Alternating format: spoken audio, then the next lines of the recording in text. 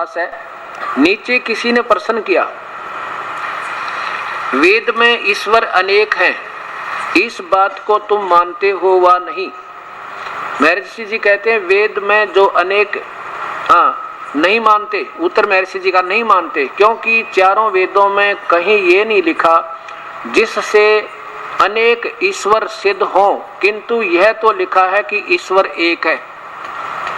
अब देखो यहाँ ऊपर देखो, सबसे यहीं पर ये ऋग्वेद का मंडल नंबर 10 का सूक्त है, ये ऋग्वेद का 10 मंडल सूक्त, 10 मंडल का ये ऋग्वेद का, ये यजुर्वेद का और ये ऋग्वेद का। इन सभी में आप पर शरारत कर रहे हैं। जैसे ब्रह्म बोल रहा, जैसे गीता बोल रहा काल, ऐसे ब्रह्म बोल रहा। यहाँ देखो इसी में अपने कर कमलों से महर्षि जी लिख रहे हैं, ईश्वर सबको उपदेश करता है कि कौन ईश्वर? ये ब्रह्म को ईश्वर कहते हैं।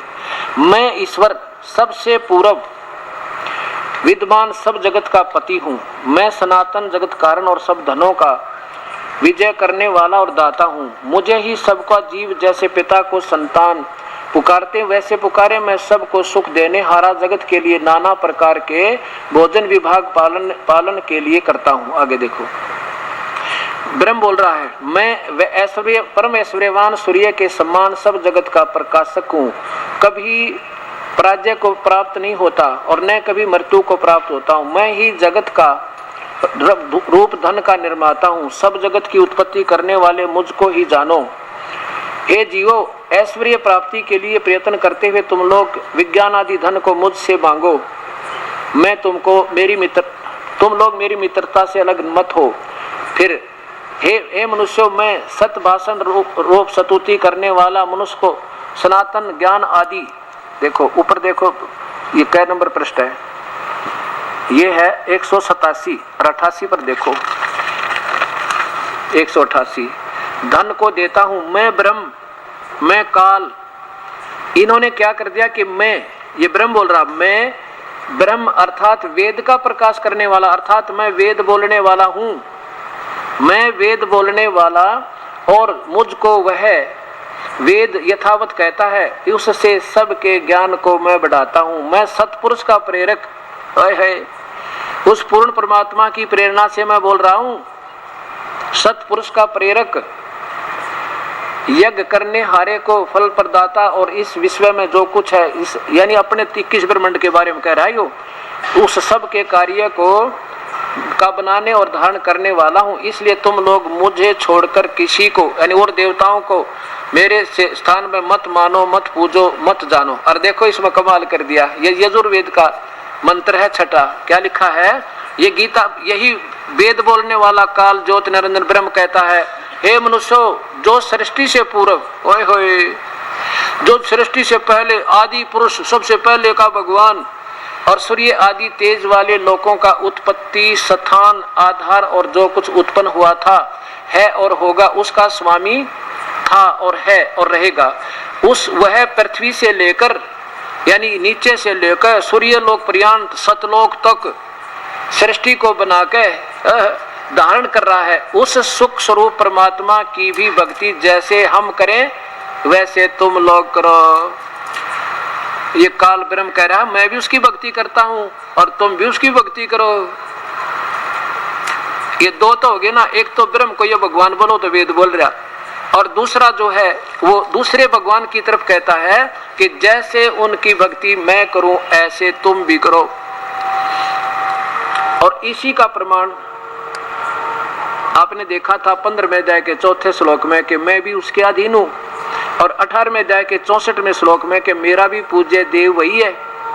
और अब देखो ऋग्वेद में 3 भगवानों की इन्हीं के कर कमलों द्वारा।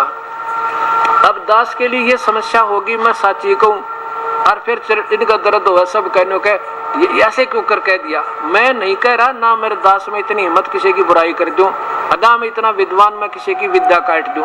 दास तो ये कहना चाहता है कि ये आप ही की लेखनी आप ही के पेश कर रहा हूं, और फिर भी दास गलत कह रहा है तो मैं अपनी अक्षमा याचना कर लूंगा। मेरे से गलत शब्द निकल भी गया होगा तो मैं तो एक बालक हूं आपका, और जिज्ञासु हो अगर ऐसा गलत कह रहा हूं तो आप बताओ मुझे आप गलत कह रहे हो, और समाज को अच्छा ज्ञान दे दो कि वो गलत बता रहे हैं। आप फिर इनका सही सरलाद करके दिखाओ इसी के पैरेलल, जो दास बता रहा है कि इसमें ऐसा नहीं है।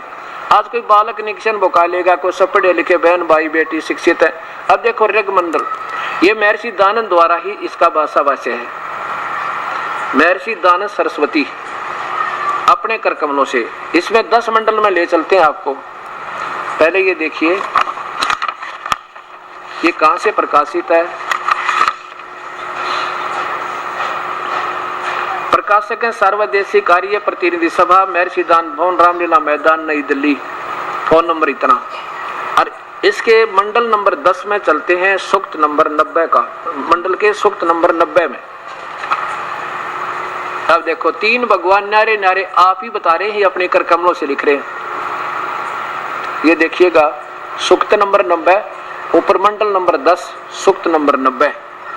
और प्रथम ही मंत्र में, ये प्रथम मंत्र है, सहरसा सहस्र शीर्षा हजार शरवाला, सहस्र अक्षय 1000 आंखों वाला, देख सहस्र शीर्षा पुरुष है, 1000 भुजा वाला भगवान यो काल है, ज्योति निरंजन विराट। और सहस्र अक्षय सहस्र पात है, स भूमि विश्वत है, वर्तवा अतितिष्ठत दशांगुलम, पुरुष माने ये परमेश्वर। ये सहरसा शीर्षा माने 1000 भुजा वाला भगवान, ये लिखना था। 1000 भुजा वाला भगवान अभी आपने गीता में देखा, वो काल है, ज्योति निरंजन है, परमेश्वर। संसार के सिरों वाला, नहीं सहस्र सिर वाला, 1000 सिर वाला, ये काल की तरफ संकेत है, ब्रह्म की तरफ। आगे देखो आंखों वाला है, और वह संसार भर के पैरों वाला है, वह जगत के महान उत्पादन कारण प्रकृति को सब तरफ से आच्छादित करके 10 इंद्रियों वाले शरीर को अतिक्रमांत करके स्थित है। इसका अर्थ तो कुछ और ही आप देखोगे गहरी उसमें परिभाषा प्रभु, फिर भी इन्हीं के आधार पर चलेंगे। ये तो एक नंबर के भगवान की महिमा ब्रह्म की। अब पर ब्रह्म की देखो, ये दूसरे श्लोक में कि जो उत्पन्न हो चुका है और जो उत्पन्न होने वाला है और जो वर्तमान में है वह सब पुरुष है, यानी सेकंड नंबर के भगवान यानी परब्रह्म की तरफ संकेत है ही है। और वो अमृता अर्थात मोक्ष का स्वामी है, ये भी कुछ मोक्ष देता है। जैसे आपको बताना इनसे तो ज्यादा सथाई है, पर ये भी सही मोक्ष नहीं है, स्वामी है। और जो प्रकृति से बढ़ता है उसका भी स्वामी है। आगे देखो, और तीसरे में क्या बताया है, एतावान यानी इस दूसरे नंबर के भगवान की, अस्य इस पुरुष की यानी इस परमात्मा की जगत आदि विभूति है, इतनी ही इस परमात्मा की तो सतीची है। और वह पुरुष यानी वह परमेश्वर तो वेद बोलने वाला कह रहा है, वो परमेश्वर तो इससे भी बड़ा है। वो तो इससे भी बड़ा है। आदि आदि देख लो। और आगे देखो इसमें ये चौथा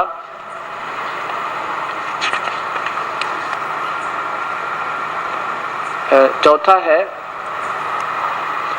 तीनों पाद वाला अविनाशी यह परमात्मा ऊपर विराजमान होता है, ऊपर रहता है। वो तो ऊपर बैठा सतलोक में, अपने कर्मों से लिख रहे हैं विराजमान होता है तो किधर बैठेगा जाकर, आकार है उसका।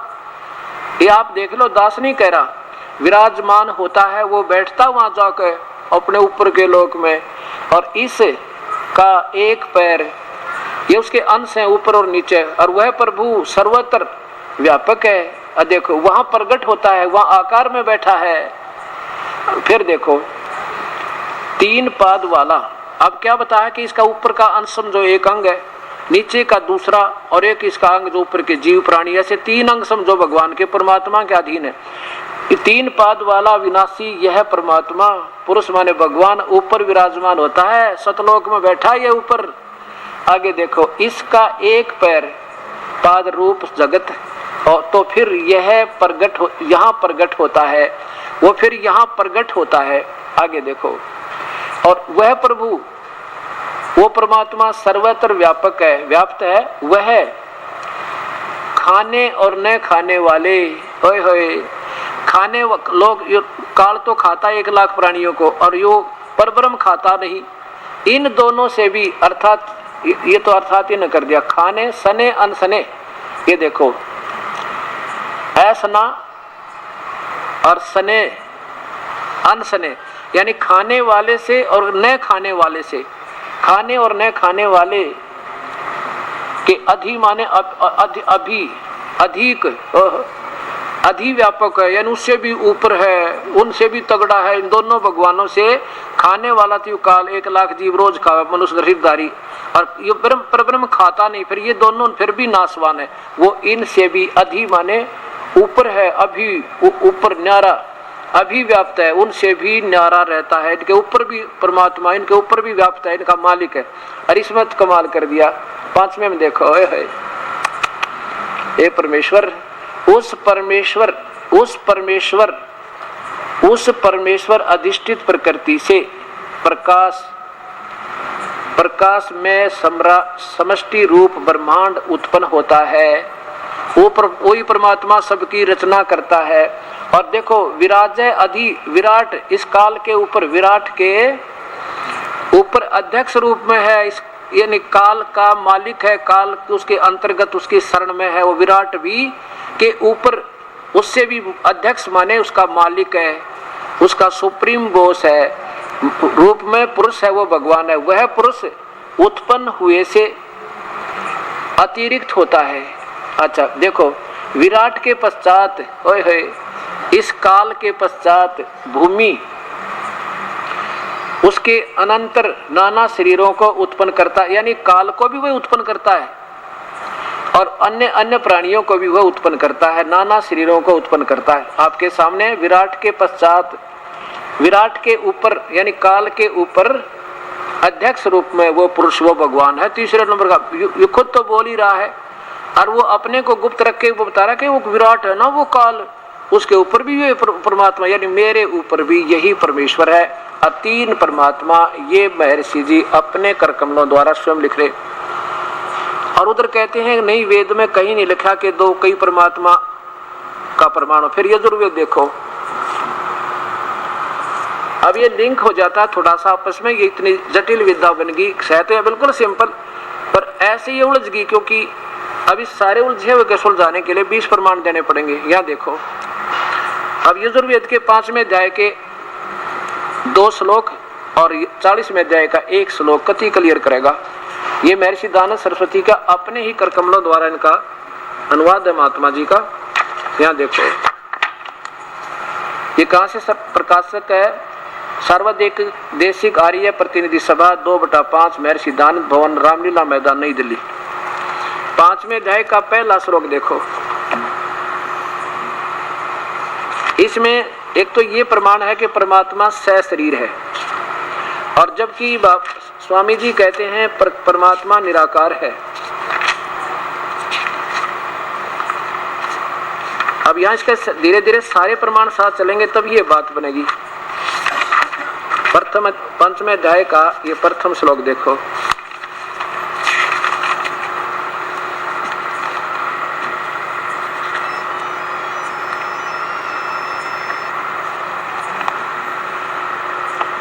पंचमो अध्याय और नीचे देखिएगा, प्रथम श्लोक है, अग्नि तनुरसी परमात्मा सशरीर है। और जबकि इन्होंने जो प्रथम अध्याय के 15वें श्लोक का अनुवाद किया, तो वहां इन्होंने 12 अर्थों शब्दों के अर्थ छोड़ दिए, क्योंकि ये परमात्मा को निराकार मानते हैं। ये देखो प्रथमोध्याय और श्लोक नंबर 15, मंत्र नंबर 15 देखिए यहाँ पे। ये 15 में क्या है? शुरू में अग्नि तनुरसी, अग्नि माने परमेश्वर, तनु माने शरीर, शरीर है, परमात्मा सशरीर है, वाचो विसर्जन है, देववितो, ये 12 शब्दों का कोई अर्थ नहीं। नीचे देखो, मैं यहाँ देखो, ये ब्रैकेट में संस्कृत है, कहीं भी अग्नि तनुरसी नहीं है, देखो कहीं भी नहीं है। यहाँ देखो, यहाँ देखो, यहाँ देखो, ये देखो, ये देखो, ये देखो, इसमें कहीं भी अग्नि तनु रसी नहीं है। परमात्मा सहशरीर नहीं लिखा। क्या लिखा है? मैं सब जनों के सहित जिस जिस अर्थात पदार्थ के साकार लिए बड़े बड़े पत्थर हैं और काष्ठ के मूसल, ये धार्मिक ग्रंथों में ऐसे कोई विवरण नहीं होता, इनका अर्थ बहुत और बना हुआ, कोई बात नहीं। अब ये यहाँ पर क्योंकि अग्नि का अर्थ ये स्वयं करते हैं। 17वें में देखो, अग्नि माने परमेश्वर। 18वें में देखो, अग्नि माने परमेश्वर। और इन्हीं की व्याख्या के आधार पर सैकड़ों स्थान पर आपको दिखाऊंगा परमेश्वर अग्नि माने परमेश्वर। यहाँ इन्होंने क्या लिखा देखिएगा, अग्नि तनुरसी, हे मनुष्यों तुम लोग जैसे मैं जो, यानी ब्रह्म बोल रहा काल अपने बारे में कह रहा है कि मैं जो हवि अग्नि, अग्नि माने या ईश्वर लिख देते तो सीधा बन जाता अग्नि।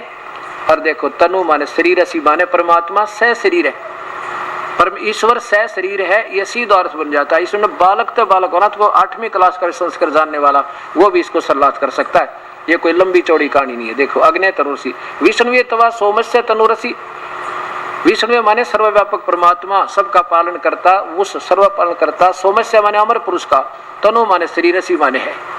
वो 2 बार लिख दिया इकट्ठा। और ये स्वयं ही 5वें अध्याय के 35वें श्लोक में स्वयं स्वीकार करते हैं कि सोम माने परमात्मा, पर जगदीश्वर।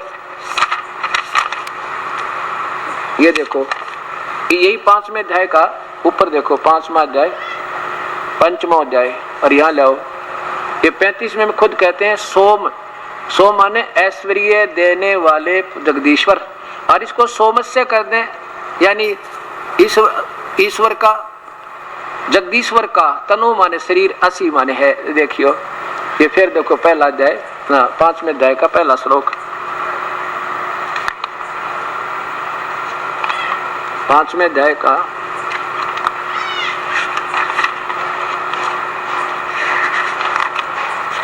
ये 5वें अध्याय का पहला श्लोक फिर देखो।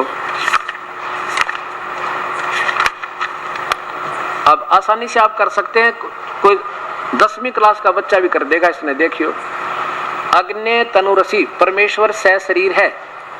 विष्णुवे तवा सोमस्य तनुवसी, विष्णु माने सर्वव्यापक उस सर्वव्यापक परमात्मा। सोमस्य माने अमर पुरुष का, सतपुरुष का। सोम माने सदा रहने वाला अमर पुरुष का। तनु माने शरीर, असी माने है। अच्छा यहाँ क्या बोल रहे हैं? जैसे ब्रह्म बोलता है, हे मनुष्यों तुम लोग जैसे मैं जो हवि बिजली प्रसिद्ध रूप अग्नि का तो शरीर बताऊं भगवान, ये महाराज जी, स्वामी जी, अग्नि के शरीर के समान है। चलो उसको यज्ञ की सिद्धि के लिए स्वीकार करता हूं। ये तो ब्रह्म बोल रहा है यहाँ पे, ठीक है ना, वेद बोलने वाला। और फिर 32वें श्लोक में क्या बतावा है, यही 5वें अध्याय के में, कि हे जगदीश्वर, यानी उस पूर्ण परमात्मा की तरफ संकेत कर रहे हैं कि हे जगदीश्वर आप, ये देखो 32वां श्लोक, उसका नाम भी लिखा कबीर, आप ही पाप कर्म काटने वाले हो। यहाँ देखो 5वां अध्याय, 5वां अध्याय और 32वां मंत्र है। उसी गसी, नाम भी बताओ भगवान, वेद बोलने वाला बता रहा है, उसी गसी जो परम शांतिदायक, वास्तव में ऐसा बनता। फिर भी इन्हीं के शब्दों में दिखाऊंगा। कबीर अंगारी असी, उसका नाम कबीर लिखा है। अब जैसे इस यजुर्वेद का ये हटा दे, आप मान रे हटा दे और यहाँ 2 बिंदी ला दे, तो फिर भी यजु लिखोगे ना तो भी ये वेद लिखना पड़ेगा कि वो यजुर्वेद है। चाहे बेशक अकेला यजु भी लिखा होगा तो भी यजु इसका संकेत इस पवित्र पुस्तक की तरफ ही होगा। जो बहन भाई संस्कृत जानते हैं उनको खूब ज्ञान हो जाएगा। अरे तो बिना संस्कृत वाले भी समझ जाएंगे दास की परमात्मा की ऐसी कृपा। दास अंगारी असी बम्बारी असी, देखो इन्हीं के शब्दों में, हे जगदीश्वर, यानी ब्रह्म तो बोल रहा है काल, वहां तक कहता मैं, अरे दूसरे भगवान की तरफ संकेत है, हे जगदीश्वर जिस कारण आप कांतिमान हैं। अंगारी माने पाप कर्म काटने वाले लिखना था, कोई बात नहीं। खोटे चरण वालों के शत्रु, हम कहते हैं अंगारी माने पापों के शत्रु, दुश्मन हो, आप पाप कर्म खत्म कर देते हो। वह और कबीर, वह कबीर अंगारी असी, वह कबीर परमात्मा है, कबीर है। कबीर असी माने यहाँ लिखना था कबीर देव है, वो कबीर परमेश्वर, कबीर साहेब है, बस कोई बात नहीं। एकांत प्रजय है। आगे देखो, बंधनों के शत्रु बंधन काट, अब देखो बंधन काटने वाले पापों का विनाश कर दे, कर्मों का बंधन कर्म दंड काट दे। बंधन काटने वाले कर्मों के बंधन में जीव बंधा हुआ है, बंधनों के शत्रु यानी हम उसके बंदी छोड़ कहते हैं। तारा आदि तंतुओं के विस्तार करने वाले हैं आदि आदि। प्रशंसीय सेवा युक्त स्वयं शुद्ध हैं और सब को शोधने वाले और अच्छे प्रकार प्रकाशमान है। पदार्थों के को अति सूक्ष्म पवित्र सभा के कल्याण में करने वाले हैं। जैसे हर्षित और दूसरों के पदार्थ हरने वालों को मारने वाले हैं, जैसे होम द्रव्य को यथा योग्य व्यवहार में लाने वाले और दुख सुख को सहन करने कराने वाले हैं। जैसे अंतरिक्ष को प्रकाश करने वाले और रतधामा, आप सतलोक में रहते हो, रतधामा सतधाम, सतधाम कहो, सचखंड कहो, सतलोक कहो, शाश्वत स्थान कहो या सनातन परम धाम कहो, सतलोक युक्त वहां रहते हो, सतलोक युक्त है, आप सतलोक में रहते हो। आगे आगो सवर ज्योति है और गुणों, सवर ज्योति अंतरिक्ष को प्रकाश यानी सवर ज्योति माने स्वयं प्रकाशित हो और सतलोक में रहते हो। चलो प्रकाश करने वाले और रतधामा सतलोक में रहते हो, सतधाम युक्त है। वैसे ही उत्तम गुणों से प्रसिद्ध आप सब मनुष्यों की उपासना करने योग्य हो, जैसे हम लोग जानते हैं। काल कह रहा है तुम ही पूजा के योग्य हो और नहीं है। अब एक श्लोक और बस, थोड़ा सा प्यारी आत्माओं, ये अपना भाग उदय हो रहा जो अपने को ये रहस्य परमात्मा ने, कबीर साहब ने इस दास के ऊपर बुद्धि, तुच्छ बुद्धि के जीव के ऊपर मेहर बख्श दी। ये जोटे व वेद बुला दे, ये वो परमात्मा कबीर साहब। देखो ये 40वां अध्याय का यानी यजुर्वेद का 40वां अध्याय है अंतिम, और उसका अंतिम श्लोक लास्ट कति क्लियर कर दिया अपने कर कमलों से महापुरुष ने। 44वां अध्याय, इसमें 17वां मंत्र देखें, 17वां, यहाँ देखो। हे मनुष्यो, कौन बोला है? ब्रह्म फिर बोला है काल। हे मनुष्यो, जिस ज्योत स्वरूप रक्षक मुझसे अविनाशी यथार्थ कारण के आच्छादित मुख के तुल्य उत्तम अंग का प्रकाश किया जाता है। ये तो अपना बता दिया, फिर बताया कि जो वह प्राण व वायुमंडल में यानी ऊपर सतलोक में रतधाम में पुरुष है माने पूर्ण परमात्मा है। होए कोई अपूर्ण भी है तभी पूर्ण हुआ, दो तो यही हो गए। अपूर्ण है तो पूर्ण लिखा, एक भगवान नीचे का है एक उस तो ऊपर का, दो हो गए ना। नहीं तो पूर्ण शब्द लिखने की आवश्यकता नहीं थी, भगवान एक ही होता था।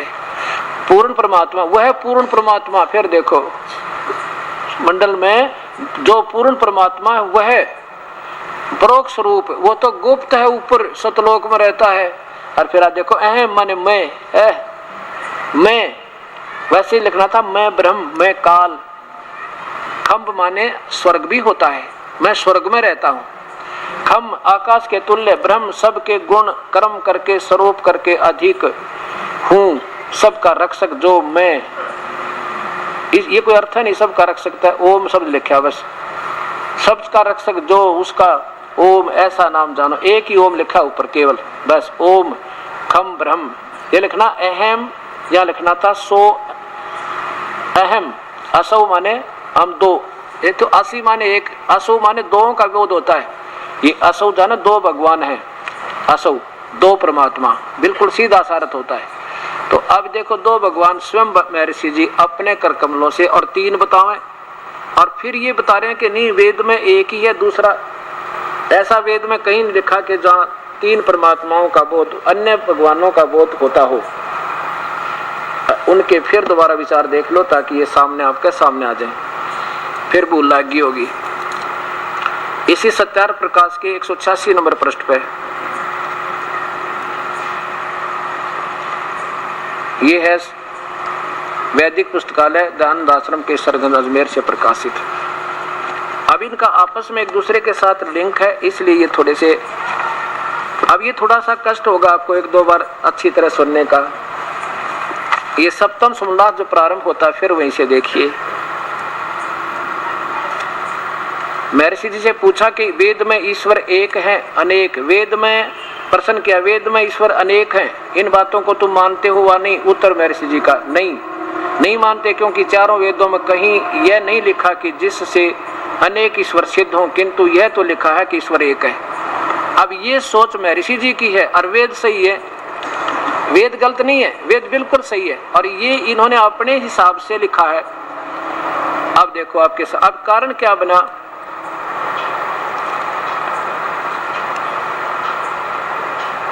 अब आपके सामने अब ये है कि जिन महापुरुषों ने जो महर्षि दयानंद जी के विचारों से प्रभावित हैं, उन्होंने केवल सत्यार प्रकाश पढ़े और इन्होंने जो टिप्पणी दी उसके आधार पर चलते रहे, वेद नहीं देखे।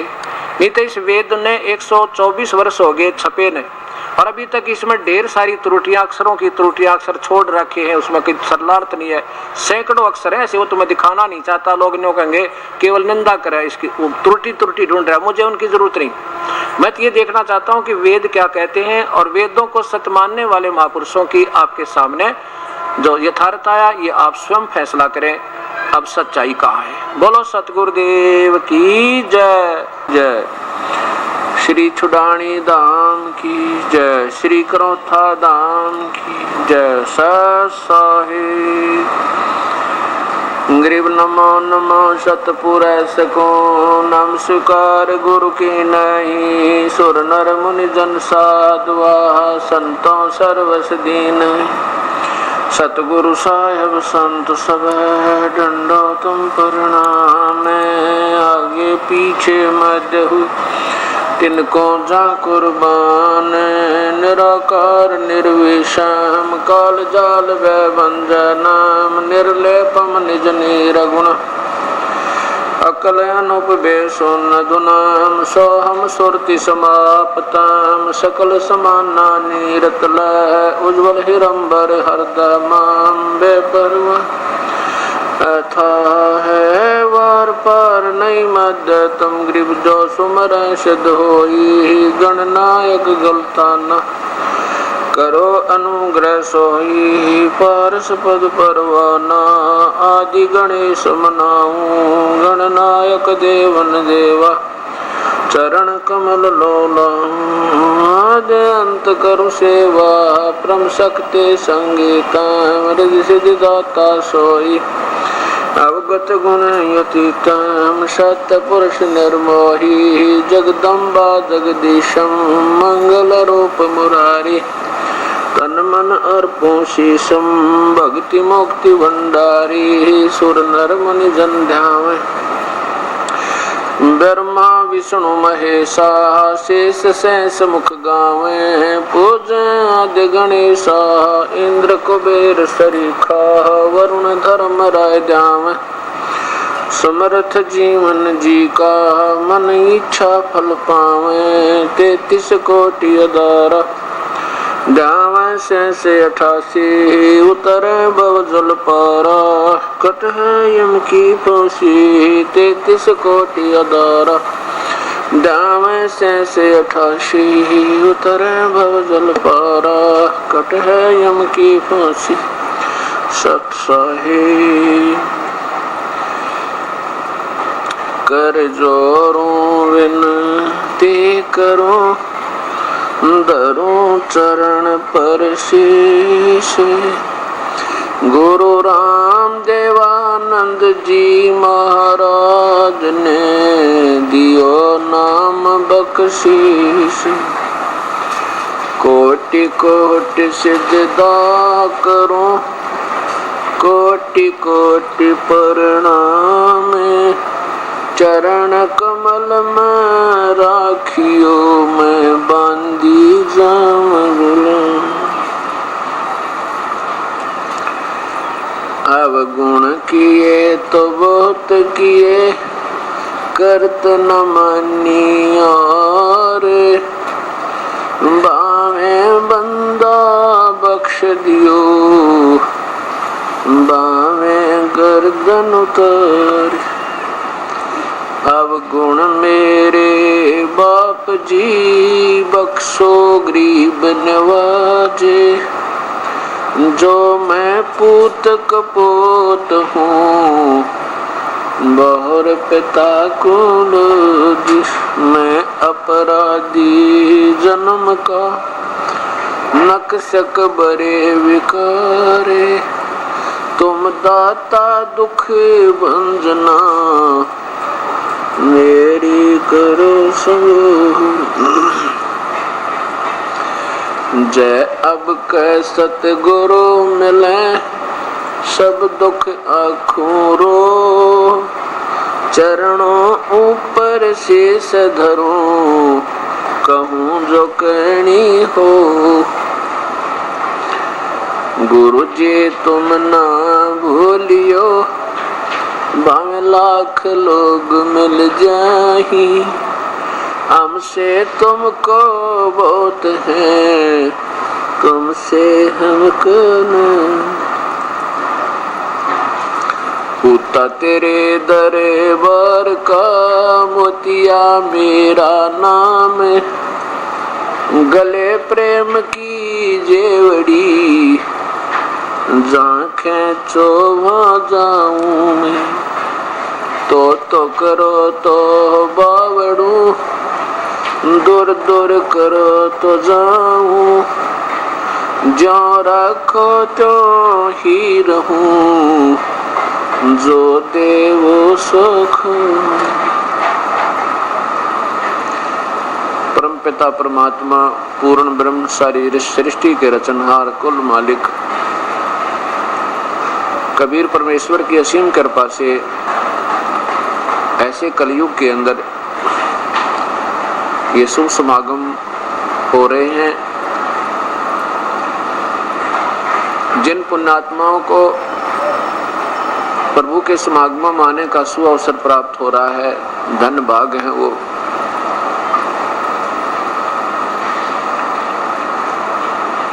मानव शरीर का एकमात्र यदि हमने उपयोग लाभ लेना है, उपयोग करना है, तो केवल प्रभु प्राप्ति, परमात्मा का भजन, आत्म कल्याण करवाना होता है। और इसका ज्ञान हमें सत्संग से होता है। अब सत्संग में ये प्राणी नहीं आ पाता तो इसका दुर्भाग्य होता है। इस पवित्र नगर नरेला में ये परमात्मा की अमर कथा 11 अप्रैल सन 2004 से प्रारंभ हुई। आज इसका द्वितीय दिन है। जो पुण्यात्मा इसके अंदर सत्संग सुनने के लिए आ रहे हैं,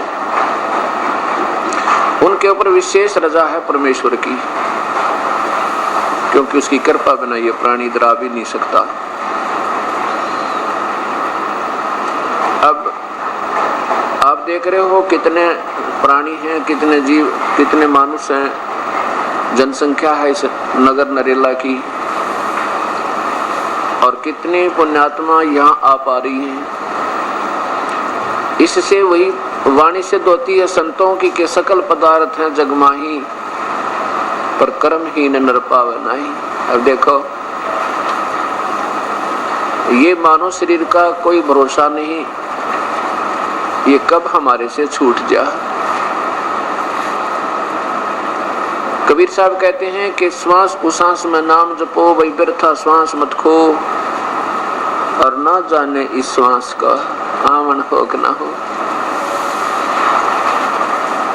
और फिर बताते हैं कि वह पृथ्वी पति चकवे गए जिनके चक्कर चलंत, ये रावण श्रीखे कौन गिने ऐसे गए अनंत। इसी जमीन के ऊपर जिन पर आज हम अपना कब्जा किए बैठे हैं, जिसको हम अपनी मलकियत मानते हैं, अपनी संपत्ति मानते हैं, इनके ऊपर अरबों और खरबों व्यक्ति ऐसे ही अपनी संपत्ति समझते रहे, लेकिन वो इनकी थी नहीं। वो चले गए, संपत्ति ज्यों की त्यों यही है।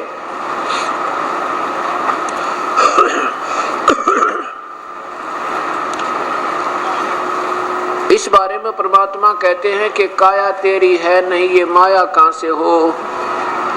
नादान, जब तेरा शरीर अपना नहीं है तो संपत्ति तेरी कैसे मान लिया आपने, ये भी जाना है तेरे हाथ से छूट जाएगा।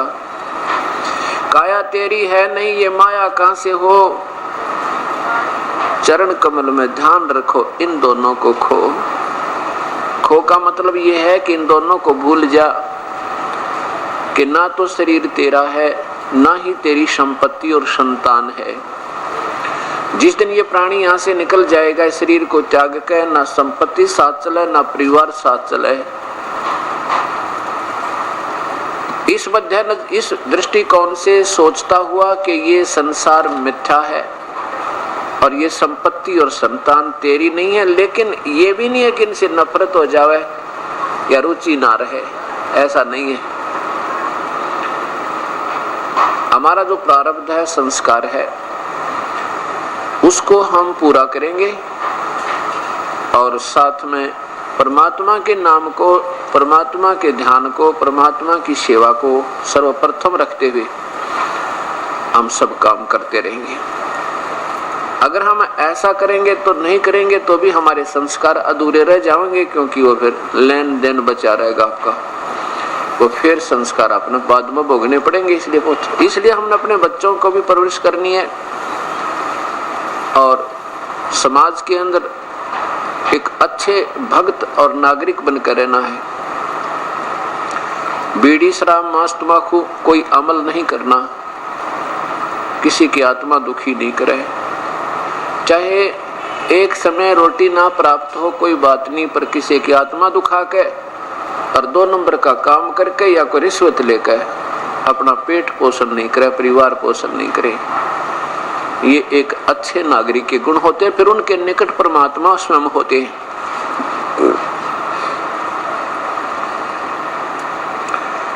हमने अपने एक शुद्ध आचरण करके समाज में ये भी दिखाना है कि भक्त किसे कहते हैं। यदि हमारे कर्मों में, हमारे कर्तव्यों में आम नागरिक जैसी ही भनक आती रही, ऐसी झलक आती रही, तो फिर भक्ति और भगत और अभगत में, यानी संत और असंत में फिर अंतर क्या रहा। आपस में प्यार तो रहे,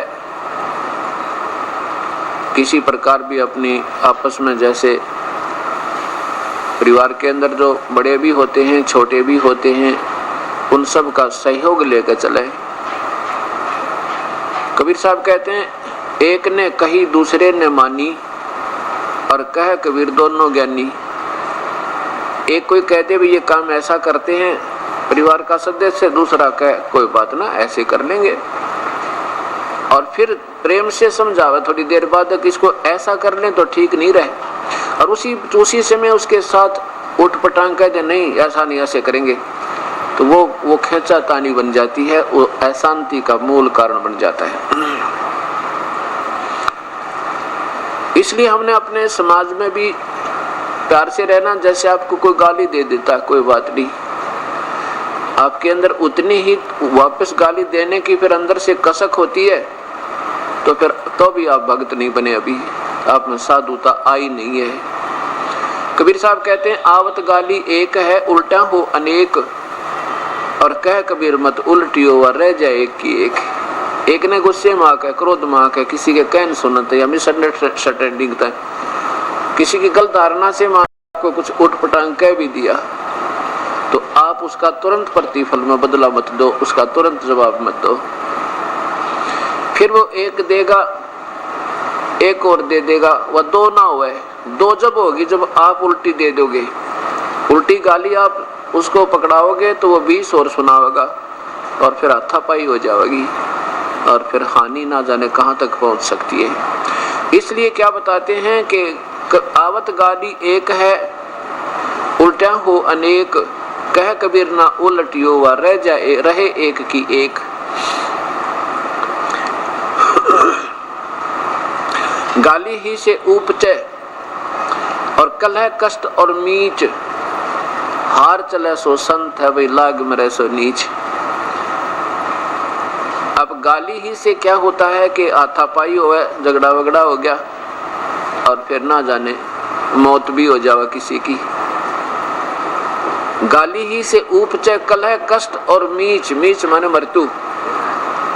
हार चले सो संत है, हार जाना नो का अच्छा भाई चुप हो जा, बोले नहीं, वो नो सोचेगा तेरे तो डर गया तो आप हार गए, बहुत अच्छी बात है। कहते हार चले सो संत है, और लाग मरे सो नीच, उससे की तरह गुट्टम गुट्टा हो गया, कहते हो तो नीच राक्षस स्वभाव के, जैसे कल गीता जी बतावे थी, पवित्र गीता शास्त्र कह रहा था कि वो संत नहीं फिर होता है, संत होते हैं।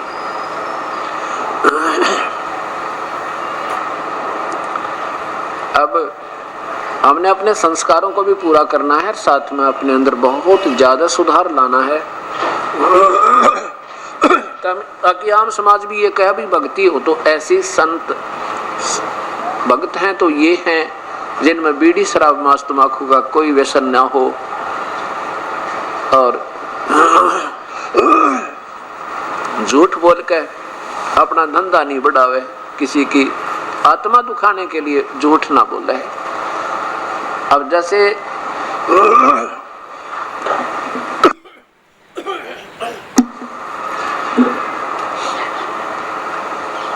अब रिश्वत लेते हैं या 2 नंबर का काम करके दुनिया को धोखा देके, कोई मिलावट करके या कोई डुप्लीकेट चीज ओरिजिनल समझ कर बेच के पैसे तो कमा लेंगे आप, लेकिन वो पैसा फिर बहुत बुरी तरह जाएगा आपका।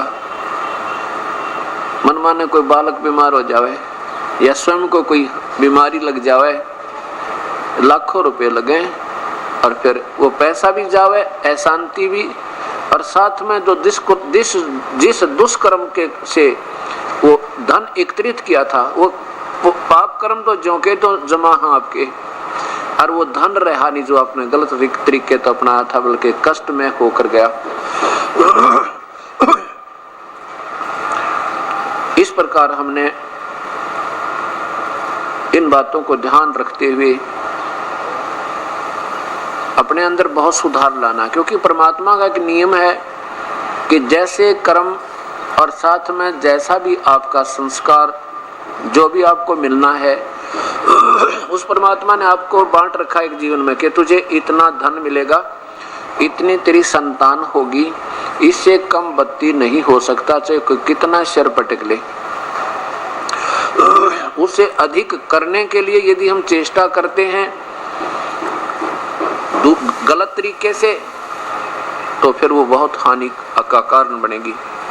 लेकिन प्रभु को याद रखते हुए, परमात्मा के संविधान को सामने रखते हुए अपना प्रयत्न जरूर करे, दैनिक कर्म अवश्य करता रहे, प्रभु पर छोड़ दे इसका लाभ और हानि। मान लीजिए आज आपको उपदेश मिल गया, आप 2-4 महीने के बाद फिर आते हो जी कोई लाभ तो नहीं हो रहा, ऐसा कोई प्रश्न करते हैं।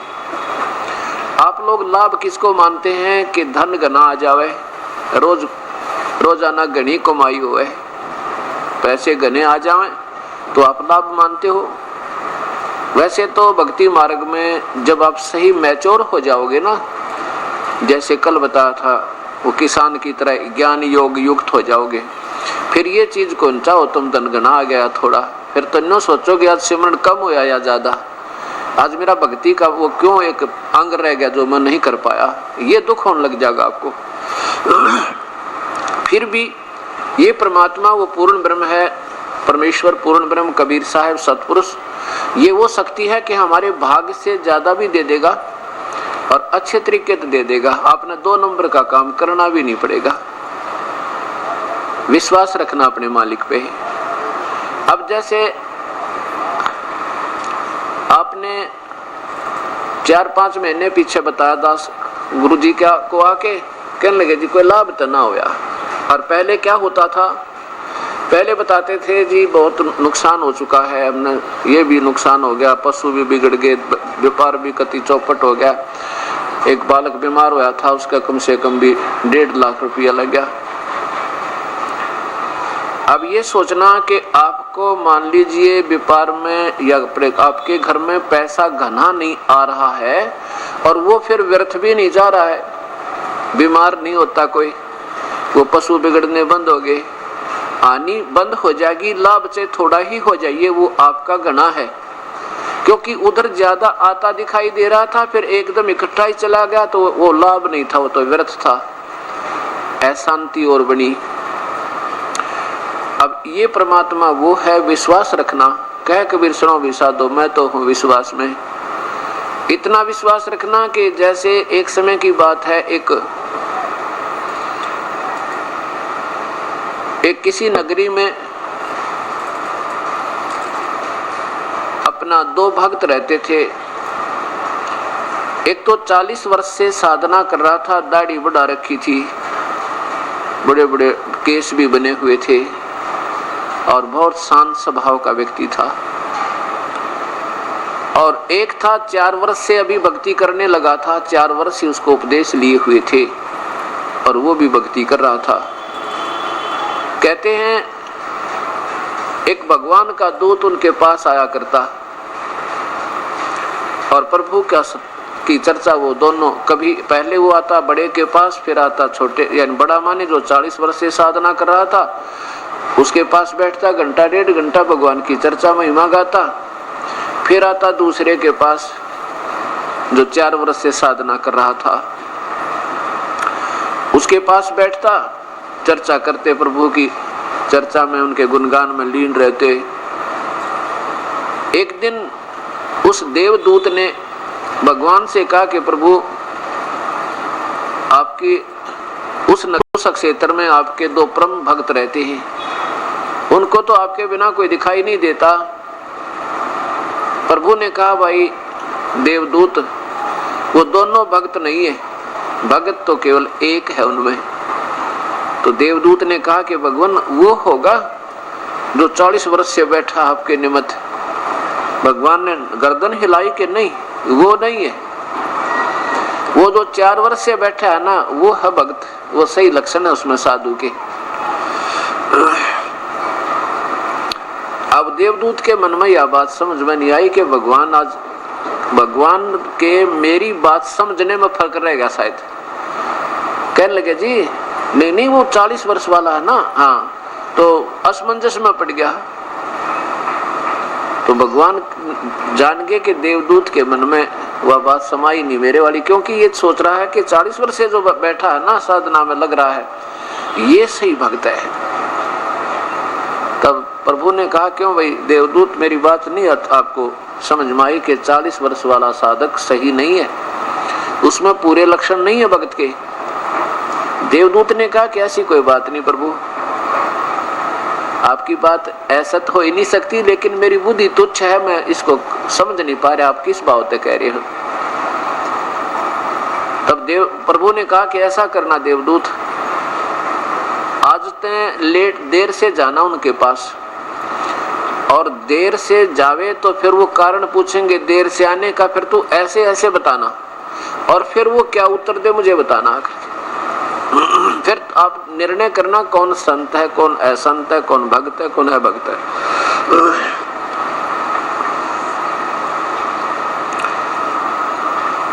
तो ऐसे ही देवदूत लेट गया, जैसे 11 बजे जाता था तो रात दोपहर के 2 बजे गया, 3 बजे। अब पहले पहुंचा उसी पुराने भक्त के पास जो 40 वर्ष से बैठे थे, उसके पास जा पहुंचा तो नमस्कार हुआ, और उस 40 वर्ष वाले साधक ने देवदूत से पूछा कि हे देवदूत, आज इतनी देर कैसे लगा दिया आपने, आपके बिना तो मैं तड़फ रहा था, आप आते थे 1-2 घंटा प्रभु की चर्चा होती थी, बड़ा अच्छा लगता था। अब तो आज तो मुझे बेचैनी हो रही थी और आप ही की राह जो रहा था, क्या बात होगी, क्या कहानी बन गई, क्यों नहीं आए, क्या हमारे से नाराज तो नहीं होगे।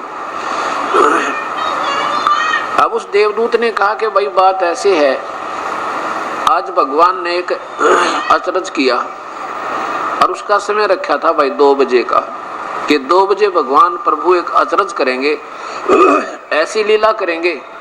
मैंने सोचा इसको देख कर ही चलूं ताकि आपको भी बता दूं। तो उसने पूछा कि क्या किया प्रभु ने ऐसा, हमें भी बताओ। कि प्रभु ने आज एक हाथी को सुई की नोक के अंदर से आर पार कर दिया। तो वो साधक कहने लगा, वो 40 वर्ष से लगा हुआ साधक कहने लगा कि देवदूत थोड़ी झूठ बोलो ताकि किसी का समझ में आ जावे, इतनी झूठ नहीं बोला करते, एक गपोड़ नहीं पेला करते, सुई की नोक में कभी हाथी निकल सके। तब उस देवदूत ने सोचा भाई सचमुच मेरा आइडिया गलत था, भगवान का ठीक था। मेरा जो विचार था बिल्कुल तुच्छ है, प्रभु बिल्कुल ठीक कह रहे थे कि वो तो बिल्कुल पशु बैठा है, डांगर है निरा। जिसने भगवान पे विश्वास नहीं फिर किस लिए साधना कर रहा नादान, तू उठ कर चला गया ने बोला तेरे तो दर्शन भी अच्छे को नहीं। जिसने विश्वास प्रभु पे नहीं है, परमात्मा ये नहीं कर सकता, परमात्मा वो नहीं कर सकता, तो वो फिर प्रभु की तलाश किस लिए कर रहे हो? जब अपने जैसा पाए जाए और वो अपने जैसा ही कुछ करे नहीं सकता, ऐसी अनहोनी वो नहीं कर सकता, तो प्रभु नाम क्यों है उसका? उठ कर चल पड़ा। फिर आया दूसरे के पास जो 4 वर्ष से साधक था, उसने भी यही कारण पूछा कि देवदूत आज बहुत लेट आए, देर से आए, क्या बात होगी? कोई मेरे से गलती होगी क्या जिससे आप नाराज हो गए हो? मैं तो यही चिंता कर रहा था और आपकी राह जो रहा था, मुझे तो बेचैनी होगी थी कि क्यों नहीं आए। 2 घंटे ईश्वर चर्चा होती थी, आपके सारे हमें भी गुणगान करने का सुअवसर मिला था। अब देवदूत ने कहा भी क्या बताऊं तो किसी का जच्चा नहीं, और बताए बिना मेरा पच्चा नहीं। बताऊंगा जरूर, हक बता दो, क्यों नहीं बताओ, कुछ भी है। आज देर होने का कारण ये हुआ कि भगवान ने 2 बजे, प्रभु ने आज 2 बजे का चर्च करना था, और मैंने सोचा वो देख कर चलूं ताकि उन भक्तों को भी बताऊं। और क्या किया वो प्रभु ने ऐसा कि भाई भगवान ने ना, प्रभु ने हाथी को सुई की नोक के अंदर से आर पार कर दिया। भाई मैं तो बड़ा समंजस में पड़ा देख के उसको। तो वो 4 वर्ष वाला साधक कहता है बस प्रभु काट दे सारी पृथ्वी ने सुई की नोक में, कहे आप हाथी की बात करो। ये क्या चरज हुआ? सीने से लगा लिया उस देवदूत ने उस प्यारी आत्मा को। धन है तेरे माता पिता ने, धन है तेरे माता पिता ने जितना दृढ़ विश्वास मालिक पे है। तो परमात्मा कहते हैं कि नाम लिया तो क्या हुआ जब मन में नहीं विश्वास है, फिर के जाप करा जब परमात्मा विश्वास नहीं है। और परमात्मा की डिक्शनरी में, शब्द कोश में इम्पॉसिबल वर्ड नहीं है, असंभव शब्द नहीं है। और जब परमात्मा के बारे में कोई कहता वो ये नहीं कर सकता, वो कर्म नहीं काट सकता, वो साड़ी नहीं बढ़ा सकता द्रौपदी की, वो नरसी की हुंडी नहीं ले सकता, या वो नरसी का भात नहीं भर सकता, या धन्ना के कंकर बीजी थी उनमें जवार नहीं, मतीरे होते हैं बड़े बड़े तुम्बे, ये बड़ी घिया कद्दू टाइप इतने बड़े बड़े, और उनमें जवार पैदा कर दी मालिक ने, बड़े बड़े पाए बिल्कुल स्वच्छ। ये भी नहीं कर सकता तो परमात्मा क्या हुआ? तो आप अपने तो भी गया गुजरा, फिर उसने कौन याद करे? तो इसलिए हमने सबसे पहले अपने प्रभु का विश्वास रखना चाहिए, दृढ़ विश्वास हृदय से। अब जैसे हम 2 नंबर का काम करके और कितना कमा सके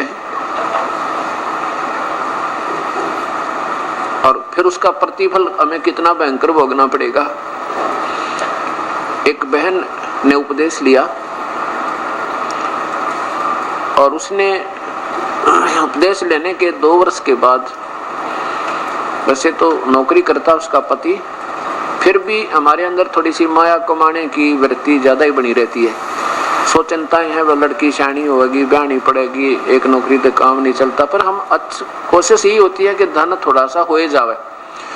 तो उसने क्या किया, कहा, कहने लगी जी मेरा एक भाई है, वो थोड़ा विकलांग है, और मैं और वो मेरा भाई दोनों मिलकर कपड़े की दुकान घर पे कर लें, कपड़ा रख लें, जैसे बेच दिया करेंगे। मैंने उससे कहा बेटी बेबे, इतने बड़े बड़े शोरूम रहे इसमें शहर में, तेरे घर पे बता कौन कपड़े लेगा? फिर भी क्योंकि उन्होंने तो अपना पूरा तैयारी कर ली थी, ऐसा कर लेंगे सब कुछ, जब वो केवल आगे लेने आए थे, फिर वो अग्रम मग्रम कहने लगी मार बेटी फिर ठीक से कर लो, तो थोड़ा मन मान रहा था, आपका कर लीजिए। अब 6 महीने के बाद 7-8 हज़ार का नुकसान हो गया कि बिक्री हुई, कोई नहीं कि उधार होगी। फिर उन्होंने कहा जी ये तो नुकसान हो गया हमारा, तो कपड़ा भी ना बिक क्या हो सारा उधार में, नुकसान हो गया 7,000 का। वैसे तो नुकसान नहीं था क्योंकि वो उधार में पड़ा ही है, नुकसान तो था ही नहीं। फिर भी हमने जो, तो वो कहने लगी, मैं बोला भाई कोई बात नहीं, परमात्मा करे सो ठीक ही करे। अगर जी 100 की 100 बात है, बिल्कुल आपकी 100% बात है, जो ये करें वो ठीक करे हैं, नुकसान हो बेशक हो गया तो हो गया, ये हमारे फायदे में हुआ है। मतलब इतना दृढ़ विश्वास उस बहन का, ऐसा होना चाहिए। राज्य क्रमता राम की रजा धरे तो शीश, दास गरीब दरस प्रस्तिस बैठे जगदीश। जो परमात्मा की राजी में रजा में राजी रहे उसको भगवान मिला करे। इतना विश्वास देखकर उस लड़की का मैं बड़ा प्रसन्न हुआ। मन तो सोची थी हमारे इसे तो मन है 100 खो जाए, उसके बाद पहले उसको काफी लाभ, और जैसे शरीर में कष्ट था, बच्चा में तकलीफ थी, वो सारा लाभ हो गया था। और न्यू आई थी मन में, क्योंकि जब तक हमें दृढ़ विश्वास और ज्ञान पूरा ना होता तो एक काम ना रहता, हम ढीले उठ छोड़ दें। हम ये सोच लेते हैं कोई लाभ नहीं होता, हो सका है। मैंने सोची ये परमात्मा कदे ये लड़की बेचारी अपनी दिशा ना बदल ले 5-7 हजार के नुकसान ने सोच के, पर उसको मतलब और दृढ़ विश्वास मिला। और उसका क्या फल मिला उसको, वो कहने लगी जी मैंने एक जगह कोई प्लॉट के लिए अप्लाई करना था, किसी शहर में अप्लाई कर दूं, वहां पे देख ले बदली छोड़ का नाम ले। वो उसका प्लॉट निकल गया। प्लॉट निकल गया तो उसने उसके ऊपर भी फिर किसी ने जाल साजी कर ली थी, वो भी गया होता। फिर एकदम मालिक ने दया करी, उसको किसी ने बता दिया कि तेरा तो प्लॉट रीसेल होने वाला था, वो भी कृपा बख्शी मालिक ने। फिर जब उसने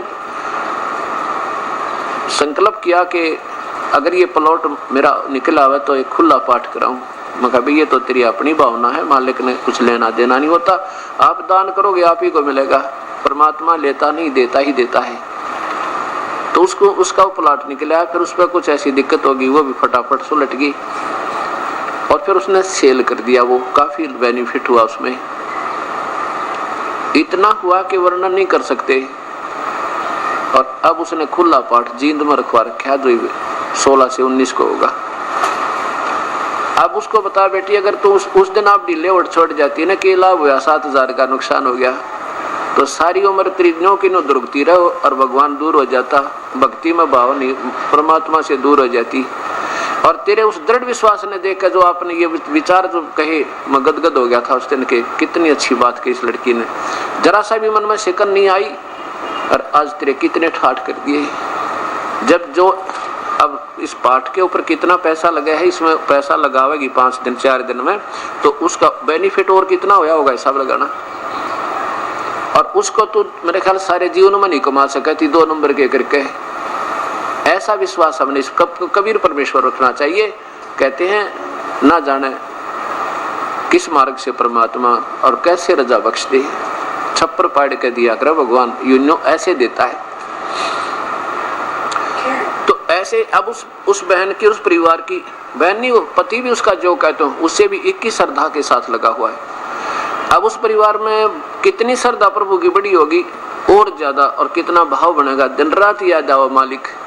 तो ये वो कबीर परमात्मा है कि यदि हम इसके हर नियम पर खरे उतर जाएंगे तो फिर देखियो ये है वो भगवान जो सदा सुखदाई, सदा सहाई परमेश्वर, कर्मों के बंधन को काटने वाला, सतलोक ले जाने वाला, काल की कारागार से छुटवाने वाला, आयु जीव की उम्र बढ़ाने वाला और सतलोक में पहुंचाने वाला, ये कबीर देव है, कबीर परमेश्वर है, पूर्ण ब्रह्म है, सारी सृष्टि का रचनहार है।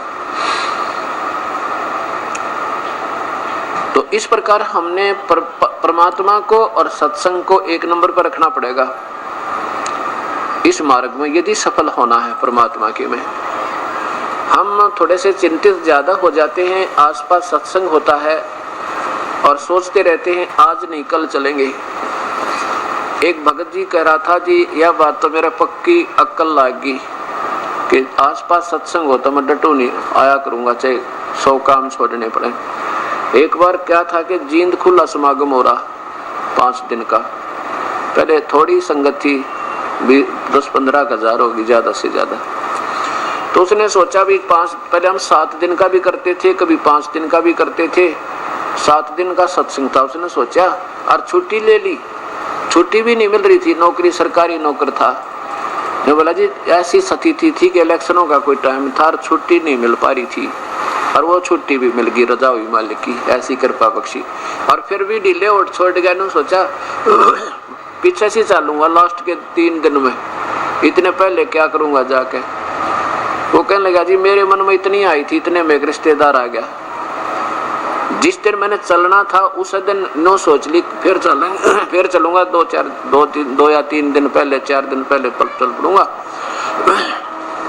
अभी क्या करूंगा, इतने में एक रिश्तेदार आ गया और बहुत निजी, वो कहने लगा मैंने एक भैंस मोल लेनी है और भैंस दिला। अब उसके साथ हो लिया, पहले तो सारे गांव में घूमया, फिर दूसरे गांव में गया, फिर किसी डेयरी में गया, वहाँ भी बात नहीं बनी। फिर 100 किलोमीटर पहुंचे, किसी ने बताई वहाँ एक जोटी में देखा था, भैंस बहुत बढ़िया, वहाँ पहुंच गए। 7 दिन में धक्के खा के न्यू के न्यू आगे, ना तो वह भैंस मिली और सत्संग सुन पाया ना, और कम से कम 1500 रुपये घर तक ला दिए। और वहाँ जो है ना जाने कित रुकना पड़ा, कितना स्टेशन पर रात काटी, कितना किसी के जब अजनबी का रुकांगे तो ऐसे स्थान पर हो क्या करे जहाँ पर भैंस पे पशु बंध रहे थे, वहाँ पड़े सारी रात, मच्छर नारे खावे, टाइम पर टूक मिला ना। जब मेरे याद आई है परमात्मा, देख के गलती बनी मेरे थे, अगर मैं उस पहले दिन जाना था, उस दिन निकल जाता, अगर उसी दिन चला जाता, जैसे आज समागम प्रारंभ होना था और उससे पहले दिन आने का फर्ज बना था, नहीं उस दिन तो सुबह सुबह चलना था। तो नहीं बोला जी शाम ना आ गया, सुबह में टाल मटोल कर गया, शाम ना बैठा बटे बहन का। वो तो भैंस तो बाद में भी दिलाई जा सके थी, पर यो मेरा जो है ना, उस दिन के बाद मुझे ये विश्वास हो गया कि मालिक के काम को 1 नंबर पे, बाकी 2nd नंबर पे। तो इस प्रकार ऐसे ही जब हम पूर्ण विश्वास करेंगे प्रभु पे, तो अपने आप इस मार्ग में अग्रसर हो जाएंगे।